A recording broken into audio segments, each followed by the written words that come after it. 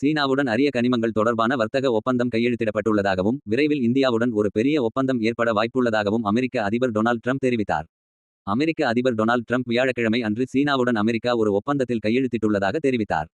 மேலும் இந்தியாவுடன் மிகப்பெரிய ஒப்பந்தம் விரைவில் கையெழுத்தாகும் என்றும் சூசகமாக தெரிவித்தார்.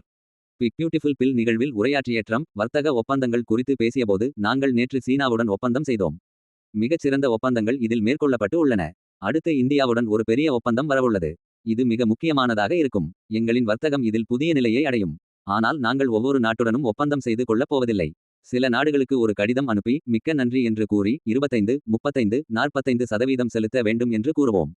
அவர்களிடம் கண்டிப்பாக இருப்போம். அதுதான் சுலபமான வழி. எல்லோரிடமும் எங்களால் இறங்கி செல்ல முடியாது என்று ட்ரம்ப் கூறி உள்ளார். சீனாவுடனான ஒப்பந்தத்தின் விவரங்களை ட்ரம்ப் வெளிப்படுத்தவில்லை. ஆனால் வெள்ளை மாளிகை அதிகாரி ஒருவர் சீனா அமெரிக்காவுக்கு அனுப்பும் அரிய கனிமங்களின் ஏற்றுமதியை உறுதி செய்வதில் கவனம் செலுத்துகிறது என்று உறுதிப்படுத்தினார்.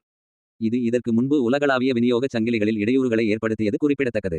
இந்தியா அமெரிக்கா இடையே வர்த்தக வரி விதிப்பு தொடர்பான வெளியுறவுக் கொள்கை இறுதி செய்யப்பட உள்ளன.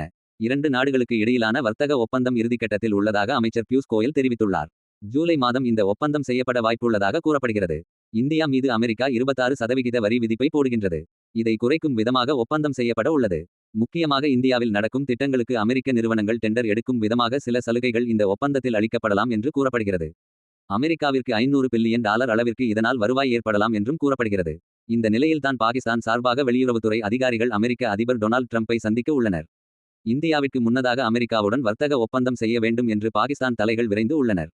பாகிஸ்தான் மீது அமெரிக்கா 29 விழுக்காடு வரி விதிப்பை மேற்கொண்டு உள்ளது.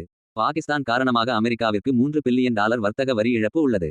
இதை சரிக்கட்டும் வகையில் அமெரிக்காவை சமாதானம் செய்யும் வகையில் பாகிஸ்தான் தலைகள் அமெரிக்காவிற்கு விரைந்துள்ளனர். இந்தியா அமெரிக்கா ஆகிய 2 நாடுகளுக்கு இடையிலான வர்த்தக ஒப்பந்தம் இறுதிக்கட்டத்தில் உள்ளதால் பாகிஸ்தான் அவசரமாக ட்ரம்பை சந்திக்க முயன்று வருகின்றது.